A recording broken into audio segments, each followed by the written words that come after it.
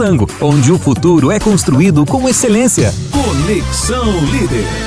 Entrevista.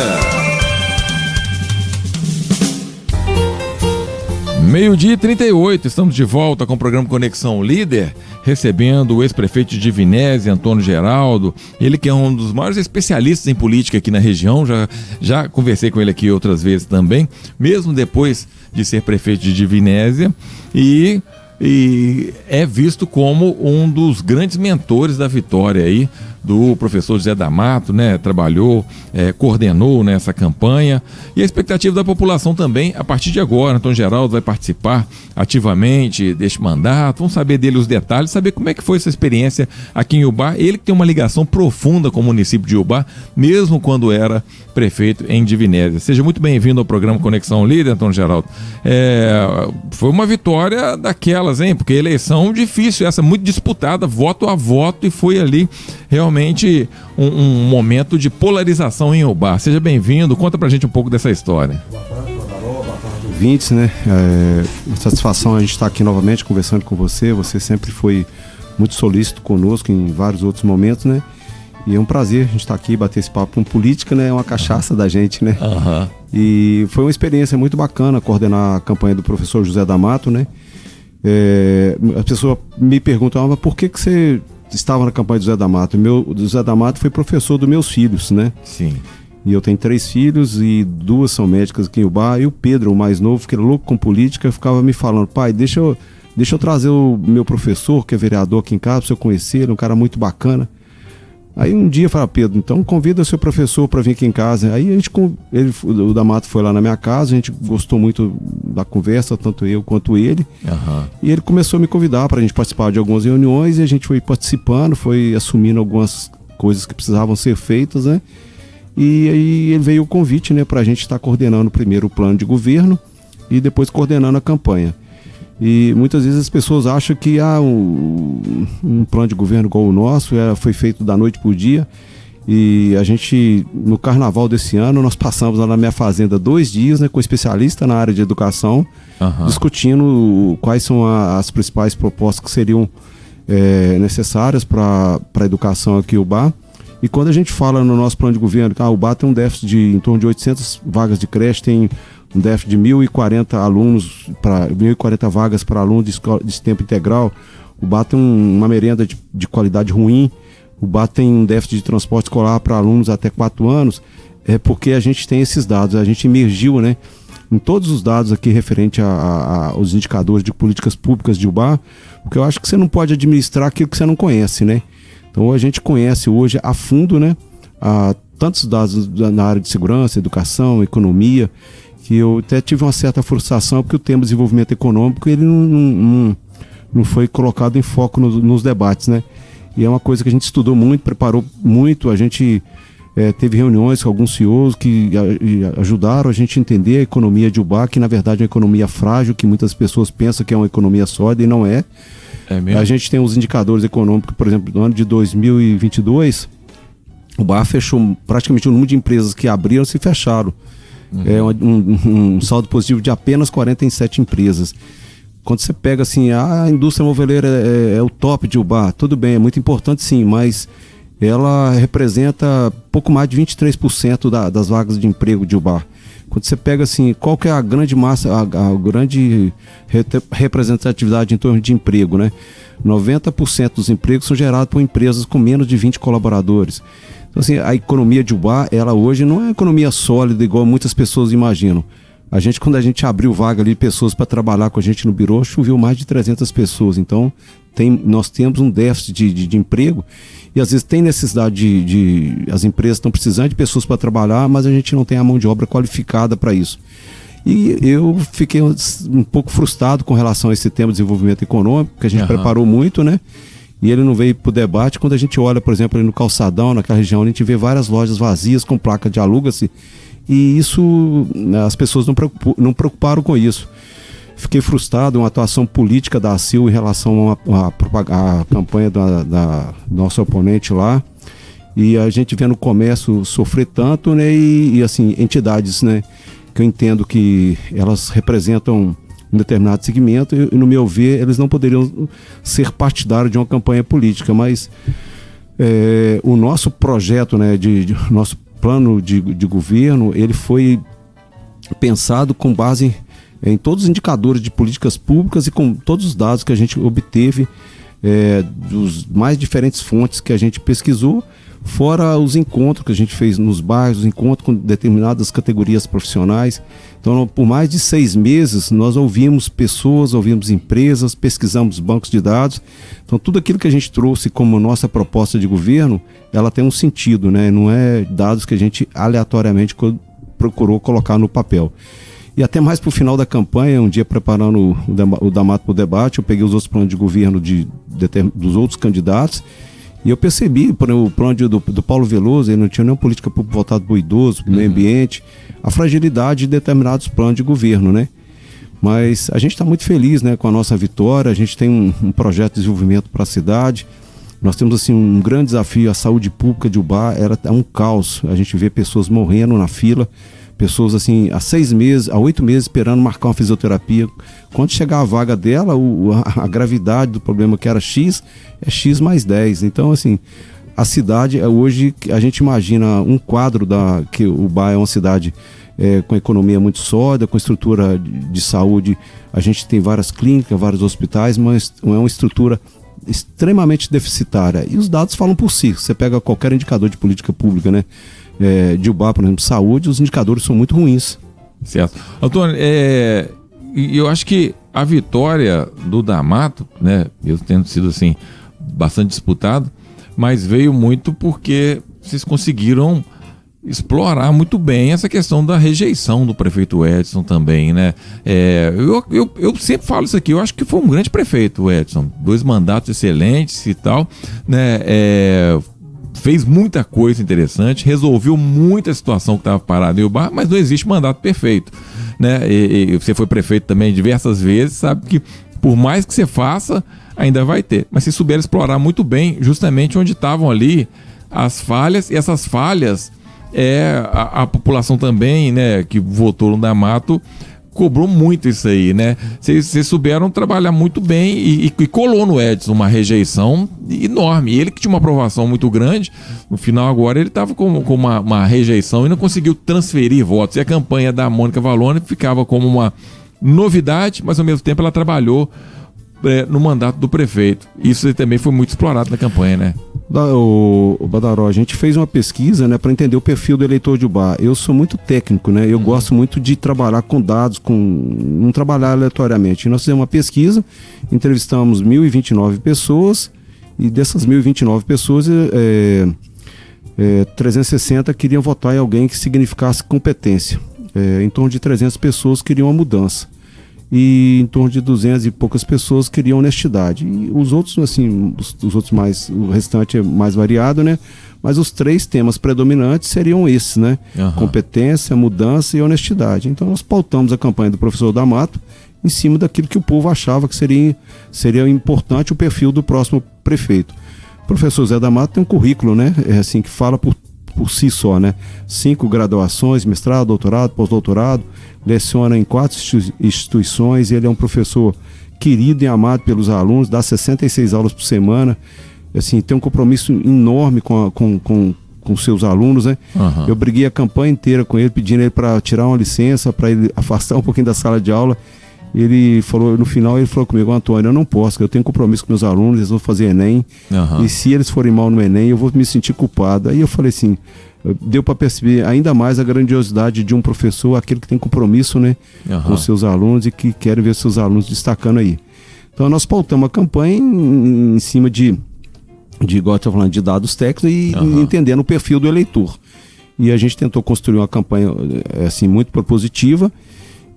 Mas no final da campanha, né, houve muitos ataques à nossa campanha, a pessoa do Damato, e mesmo assim a gente saiu vitorioso e a gente está muito feliz com o resultado.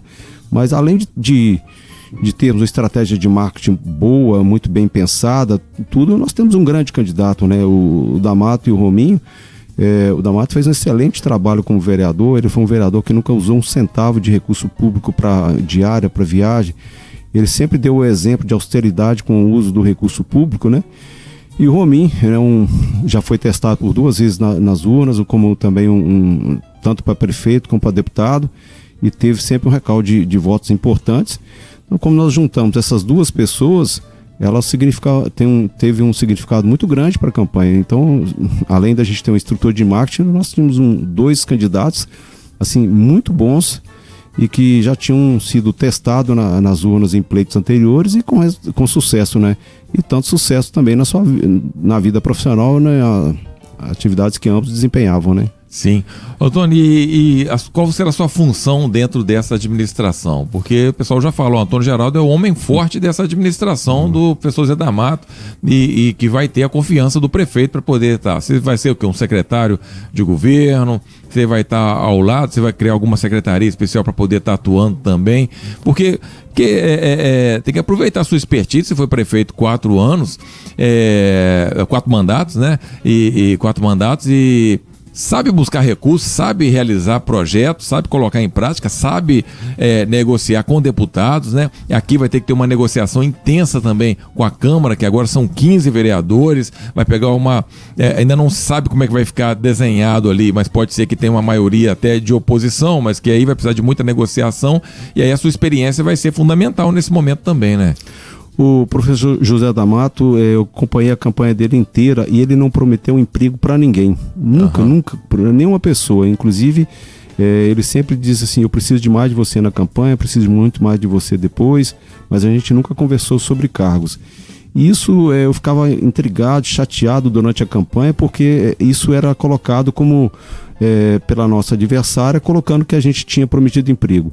Eu participei de 2 reuniões, inclusive uma com o Bruno Fusaro do PP e o grupo partidário dele, né, lá na clínica dele, e ele colocou pra gente se tinha alguma possibilidade de secretaria. A gente falou que jamais a gente negociaria qualquer secretaria. Participei de uma reunião com o doutor Antônio, o doutor Fernando da Clínica Regionário, e a gente apresentou o nosso projeto de governo e no meio da reunião o doutor Antônio perguntou qual seria o pedaço dele no governo. A gente falou que a gente não fatia governo. Então nós estamos livres hoje, da Mata livre, para escolher os secretários que ele achar que são mais convenientes, que estão mais preparados para os desafios que ele tem pela frente, pelo plano de governo que a gente tornou público, né, que a gente registrou no TSE. Aquilo é um compromisso nosso com a população de Ubá. E o nosso maior compromisso agora é finalizar a prestação de conta da campanha deles, dos nossos candidatos a vereadores. E nos próximos dias, a gente tem um núcleo da campanha, né? Nós vamos aguardar uma orientação do professor José D'Amato, qual que será o caminho que a gente vai seguir.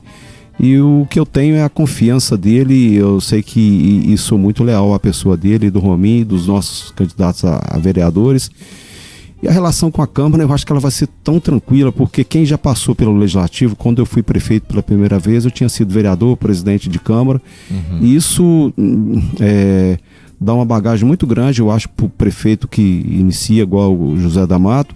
Ele sabe o dia a dia da Câmara ali, como tramita os projetos, como é a relação com as comissões. Eles foram reeleitos alguns colegas dessa legislatura agora, né? Então a relação com a Câmara ela vai ser muito tranquila. Eu já enfrentei uma situação em Divinésia que eu não tinha maioria na Câmara, né? E foi um dos períodos que eu mais trabalhei, de 2013 a 2016. E que eu sempre pautava projetos que eram importantes para a cidade, e eu nunca aceitei fazer qualquer tipo de negociação para aprovar projeto A e projeto B. E eu tenho certeza que o professor José D'Amato ele vai seguir nessa linha também, mas vai ser uma relação harmônica, de respeito aos poderes, igual a Constituição e seu artigo 2º lá prevê, né? Os poderes devem ser independentes e harmônicos entre si, e eu tenho certeza que isso vai ser. Isso é muito tranquilo com relação aí. A gente já está articulando, né, com relação à busca de recursos, né? Amanhã eu tenho uma reunião com assessores do Alexandre Silveira em Juiz de Fora, do ministro lá. Já tenho uma reunião com o deputado Noraldino, né? A gente tem uma reunião agora na Caixa à tarde para a gente já tratar de projetos de habitação, projetos de interesse do município. A gente já estamos fazendo essas costuras, né? Mas independente de cargos, independente de qualquer posição, eu vou estar à disposição do D'Amato e do Rominho para a gente buscar o melhor para o Ubá. E eu tenho convicção que nós teremos resultados muito bons. Eu tenho bons relacionamentos em Brasília, Belo Horizonte, inclusive, por exemplo, a assessoria hoje do ministro Alexandre Silveira trabalhou na assessoria do Anastasia, e são pessoas que eram muito próximas do Rodrigo, das quais eu sou amigo particular e tenho facilidade para ligar lá no gabinete do Alexandre Silveira e marcar uma audiência lá. Nos próximos dias nós já vamos estar marcando audiência com ele, com o Rodrigo Pacheco, e a gente quer também que o BAR tenha representatividade política, né? Tem alguns problemas que são macro, a gente quer também discutir com os prefeitos da região projetos que sejam de interesse de todos, né, aqui da nossa região, e dar o verdadeiro destaque que a Zona da Mata precisa, né? E o BAR pode ser uma mola propulsora desse desenvolvimento aqui para a Zona da Mata. Certo. Essa transição também, né? Como é que vai funcionar? Porque é importante agora ter uma harmonia, porque acabou a eleição, então agora é o prefeito de todos, você se tornando secretário, é o secretário de todos, né? E aí vai ter que lidar com as questões de governo, com as questões de saúde, com as questões... Por exemplo, o Hospital Santa Isabel, Rosângela Alfenas fez uma campanha declarada para Mônica Vallone, mas é o principal hospital da região. Então acredito que tem que ter uma separação também, que acabou o momento político, agora vamos ver o que a gente pode fazer em parceria, que é necessário uma parceria do hospital com a prefeitura e vice-versa, assim também como São Vicente, que foi muito falado na campanha, mas está com uma situação muito difícil, vai precisar de uma atenção especial. Como é que você vê essa transição e como é que você encara essa virada de página? Uma coisa é o atrito da eleição e outra coisa é o pós-eleição, a transição e o início do governo. A transição, a gente pretende seguir o mesmo caminho que o Edson seguiu quando foi o Vadinho, né? Ele foi feito um decreto, né? E a gente tem um decreto federal, né, que regulamenta esse processo de transição. O BAR também, a lei orgânica, ela trata dessa questão. Então nós vamos seguir dos mesmos moldes que foi feita a transição do Vadinho para o Dr. Edson, nós vamos propor esse mesmo modelo de transição. Nos próximos dias, nossa equipe, né, vai procurar o prefeito atual para a gente deflagrar o processo de transição dos mesmos moldes que foram tratados. O professor José da Mata, ele é prefeito da cidade de Ubá, dos 110 mil ubaenses, né? Então a gente vai tratar todas as entidades, todos os setores aqui da economia, indústria, os hospitais, com respeito devido a que cada um merece, né? Agora, também, Badaró, a gente também percebeu na campanha, né, uma discriminação muito grande a nossa campanha do professor José D'Amato. E assim, eu tenho vídeos, né, e a gente vai tomar as providências jurídicas de vários funcionários em horário de serviço, né, fazendo campanha política. Houve um derramamento de gasolina no dia da carreata da Mônica, eu tenho todos os dados já, vídeo, requisições do que foram abastecimentos assim, absurdos que foram feitos nos postos de Irapuru. Isso também tem que ser colocado para a população. Eu também, minha família, a gente tem um posto de gasolina, a gente sabe que cada abastecimento ele gera um cupom fiscal que já cai na receita. Nós vamos olhar isso porque a gente questionou muitas coisas, o uso da máquina pública em favor de uma campanha. Até semana passada tinha caminhão, máquina asfaltando rua até 10 horas da noite. E a gente falava que isso era obra eleitoreira. A partir de segunda foi feriado, a partir de terça-feira parou todo o processo de asfaltamento na cidade, parou as obras que estavam fazendo. E então a gente falava que isso era obra eleitoreira e na verdade era obra eleitoreira mesmo. A gente percebe no último quadrimestre que teve audiência pública na Câmara, um rombo nas contas do município na ordem de 3 milhões de reais. Isso foi apresentado há poucos dias atrás na reunião da Câmara. E a gente vai ter austeridade com relação a isso aí. A gente não vai aceitar nenhum resto a pagar, que não tenha cobertura financeira para arcar com isso.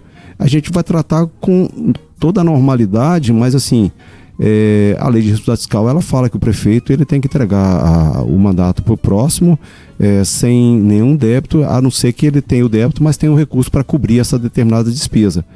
Nós vamos tratar com toda a seriedade, com toda também, mas a gente vai querer também que esses princípios básicos da gestão, principalmente da austeridade fiscal, do zelo com o dinheiro público, a gente vai cobrar isso, sabe? Uhum. Porque a transição ela é muito importante para que os problemas de uma gestão não contaminem a outra. Uhum. Eu já participei de vários processos de transição e também eu falo com bacharel em Direito e pelas experiências que eu tenho, a gente vai exigir o que a lei especifica, né? O gestor ele tem direito a ter acesso aos dados e a gente tendo acesso a esses dados, a gente vai se posicionar com relação a isso. Agora, a gente não tem nenhuma rusga de campanha com ninguém, mas assim, esses fatos que eu estou externando aqui a você, é lógico que não vai passar em branco, né? Nós vamos querer ver o ponto desses funcionários no horário que eles estavam na campanha, se eles receberam o mês todo, né? Se o pagamento dele foi integral, se ele foi liberado para a campanha, porque nós temos os vídeos, nós temos os nomes, e assim, isso tem que ser colocado para a população, porque isso macula o processo eleitoral, né? O processo eleitoral, a gente tem que estar, todos os candidatos têm que concorrer em pé de igualdade. E, na verdade, nós não concorremos em pé de igualdade. Quando a gente pegava as nossas pesquisas que apontava o professor José da Mata na frente, vocês divulgaram uma, mas a outra rádio educadora sempre divulgou uma pesquisa nossa. Pegava qualquer pesquisa, qualquer resultado de pesquisa nossa, rasgava e jogava no lixo.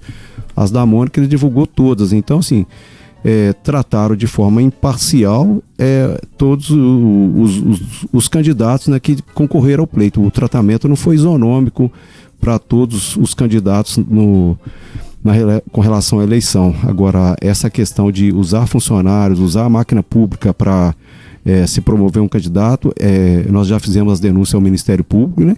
E uma vez a gente assumir na prefeitura, a gente vai ter condição de averiguar isso com maior detalhes. E sim, eu tenho uma facilidade muito grande para periciar qualquer coisa nesse sentido.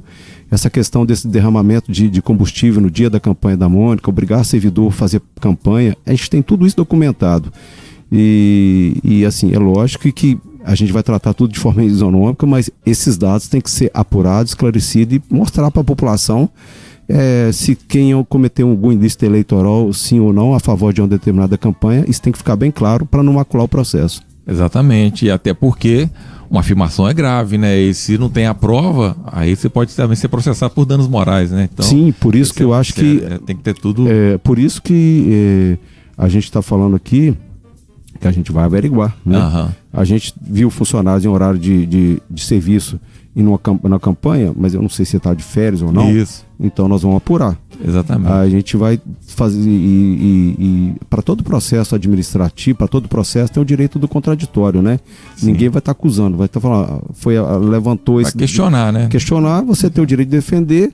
E se a pessoa se defendeu e ela tem documentos que comprovam isso, tranquilo, né? Sim. Mas assim, a gente tem que verificar que determinados segmentos atuou muito fortemente a favor de uma determinada campanha, né? E assim, isso não foi não foi republicano, né? A atitude de alguns segmentos aqui em Ubá que representam órgãos de importância aqui na cidade, e assim, isso a gente vai questionar no devido momento. Certo. Antônio, mas agora virou um meme aqui em Ubá, que está circulando assim, que é o seguinte, a gente tem que encerrar que já deu uma e mas o pessoal falou assim, agora em Ubá, de acordo com a campanha do prefeito eleito, teremos violência zero, buraco zero, baixar IPTU, solucionar a questão da Copasa, ampliar o horário das escolas de 6 da manhã até as 6 da tarde, cancelar a lei do castigo para professoras, e aí tem que saber da questão do castigo da área da assistência social, psicológicas, tem castigo também. Pediatras atendendo em todos os postos de saúde, inclusive nos hospitais, zerar a fila das cirurgias eletivas, zerar as filas dos exames, postos de saúde com horários estendidos. Aí o pessoal fala, ufa, nossa cidade vai ficar parecendo cidade do país do primeiro mundo. Agora, tomara que chegue nisso, mas é um grande desafio. E foi tudo prometido em campanha, né? Que inclusive está registrado como promessa de campanha. Como é que faz para executar isso com o caixa da prefeitura, que a gente sabe que é justo, né, Antônio? Na verdade, não é promessa, são compromissos, né? E o professor José da Mata terá 4 anos, né? Para colocar esse plano de governo dele em dia, né? Vou te dar um exemplo. Nós já temos alguns levantamentos. A prefeitura paga em torno de 200 e poucos mil reais de aluguel, e a gente vai conseguir reduzir isso para menos da metade em pouco espaço de tempo. Já tem o dinheiro para pagar alguns pediatras aí. Então a gente vai fazer alguns ajustes, vão cortar determinados tipos de despesas e vão trabalhar para a gente ampliar as receitas do município. Um orçamento hoje em torno de 540 milhões. A gente vai procurar ampliar, né, principalmente através da captação de convênios e emendas, né, e fazer adesão a alguns projetos do governo federal. Ontem mesmo já fiz uma adesão, um projeto importante do governo federal, que vai vir um recurso substancial para o nosso município a partir do ano que vem. E é o desafio, mas o grande desafio que a gente tem, Badaró, é fazer muito com pouco. Então, as pessoas ficam muito preocupadas lá no artigo 37 da Constituição, que fala dos princípios da administração pública, o princípio da moralidade, da legalidade, mas o princípio lá da eficiência, que foi incluído pela reforma administrativa número 20, poucas pessoas se preocupam com ele. Então, às vezes, você pode realizar um gasto de forma legal, mas não eficiente. Então nós vamos buscar o princípio da eficiência a todo custo, a todo momento. E com certeza a dificuldade de recursos a gente vai ter, mas nós vamos ter criatividade, né, para ampliar as nossas receitas e o que a gente já tem gastar da melhor maneira possível, né, para que esse recurso que vai sobrar ele seja alocado para algum programa que está no nosso plano de governo que atenda à necessidade da população. Só que você está encerrando aqui, Badaró, muitas pessoas ficam questionando, o Antônio Geraldo está na campanha do D'Amato. Mas a gente tinha aqui a Cirlei, que é a atual prefeita de Divinésia, na campanha da Mônica, balançando bandeira, andando tudo quanto é comício. A gente tinha a Soraya, o Marcílio, um ex-prefeito, na campanha da Mônica, trabalhou, inclusive foi contratado pela campanha da Mônica. Por que eu não poderia estar na campanha do D'Amato se a gente tinha vários outros ex-prefeitos? Na campanha da Mônica, assim, parece que até um certo preconceito, o D'Amato não podia ter ninguém na campanha dele. Mas, assim, os nossos compromissos, eles foram feitos, né, para serem cumpridos, e a gente vai trabalhar ao longo desses 4 anos, buscando recursos, buscando programas de racionalização do gasto público, buscando atingir os nossos objetivos. Aí tem aquela lua de mel, o cara quando ganha, tá chegando, tem que arrumar a casa e tudo, então eu imagino que os 3 primeiros meses... Ainda fica assim, daqui a pouquinho vai vir a cobrança e a cobrança vai vir pesado, porque o Barra é uma cidade que é igual a torcida do Flamengo, viu?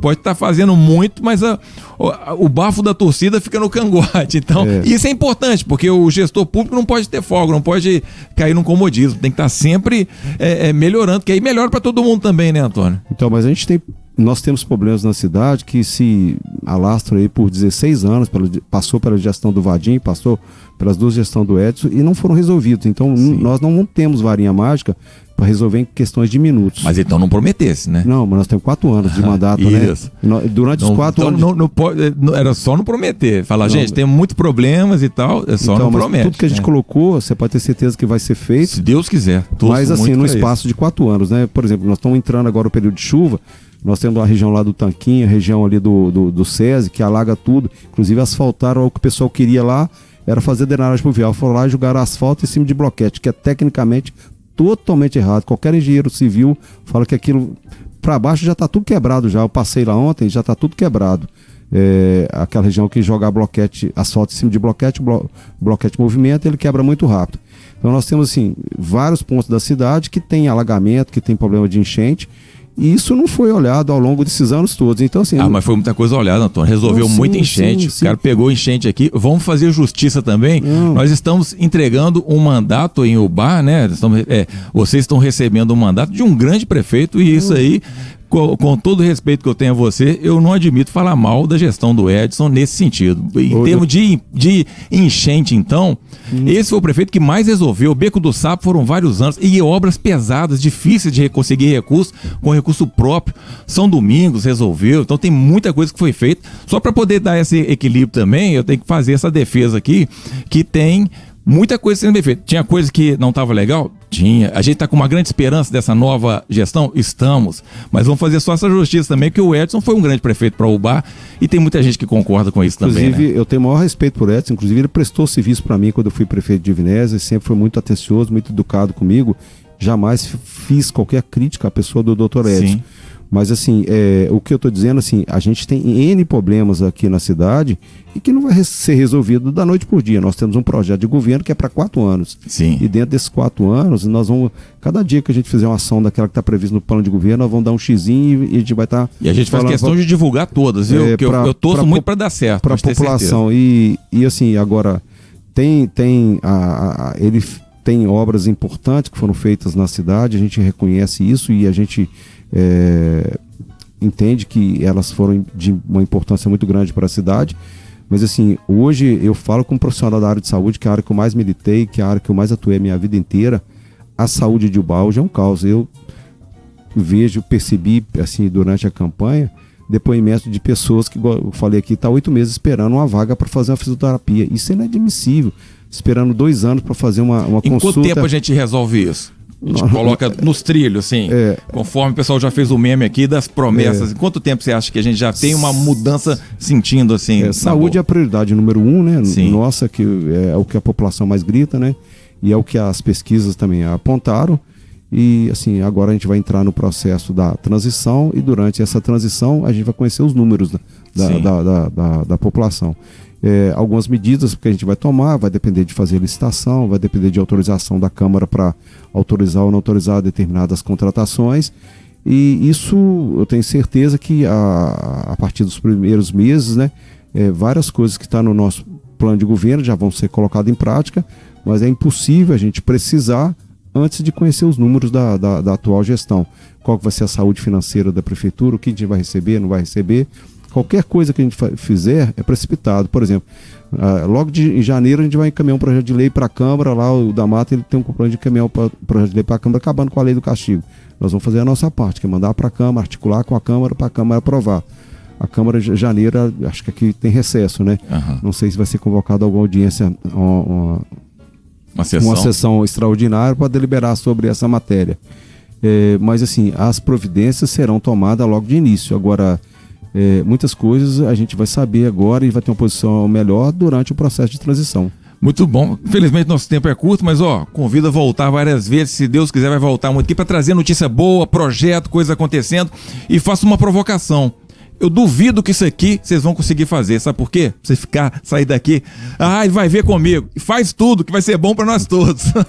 Nós vamos fazer muito mais, se Deus quiser. Se Deus quiser. E só abrindo parênteses, eu também fui uma das pessoas criticadas durante a eleição. Andaram dizendo aqui que eu estava inelegível, né? Eu até trouxe minha certidão de quitação eleitoral. Vou deixar com você. Eu não tenho nenhuma condenação. E eu não fui candidato a prefeito de Veneza porque eu não quis. Eu tinha feito a opção de participar do processo eleitoral em Ubá. E assim, estou extremamente elegível. Vou deixar com você aqui a minha certidão de quitação eleitoral. E usaram isso de uma maneira para tentar denegrir a minha pessoa, mas eu sou muito maior do que isso, né? Eu tenho uma história com a cidade, com a região. Tive a oportunidade de trabalhar com a senadora Anastasia, como chefe de gabinete no período que o Rodrigo tinha 300 municípios, de trazer recursos importantes para o Ubá. E esse ano mesmo eu arrumei uma emenda para o Santa Isabel de R$300 mil que foram pagas. Ajudamos muito o Hospital São Vicente no passado através do deputado Rodrigo. Então assim, uma coisa também que me chateou é tentar macular uma imagem de uma pessoa que trabalhou muito pela minha cidade, consegui colocar a Divinésia no protagonismo aqui da região, mas assim, isso é fato superado, né? Eu tenho a minha consciência tranquila, que sempre trabalhei com zelo, né? Trabalhei procurando atender os princípios básicos da administração pública, mas nós vamos voltar sem Badaró com muitas notícias boas. Se Deus quiser, é isso que queremos. E a gente sempre, eu tenho certeza que a gente vai ter sempre esse espaço para dialogar e conversar aqui na Lida, que eu sempre tive nos meus mandatos de Veneza. Com certeza. Tá certo. Ex-prefeito Antônio Geraldo, que é o homem forte desse mandato do Zé D'Amato, que está se iniciando na transição, assim como foi também na campanha. Muito obrigado pela presença. Agradeço ao Thiago Freitas aqui pela sonoplastia, apresentação. Amanhã estaremos de volta, se Deus quiser, 15 para o meio-dia. Fiquem todos com Deus. Um beijão. Tchau, tchau. Você ouviu Conexão Líder. De volta amanhã, 15 para o meio-dia. Só aqui, na rádio que mais informa. Líder FM.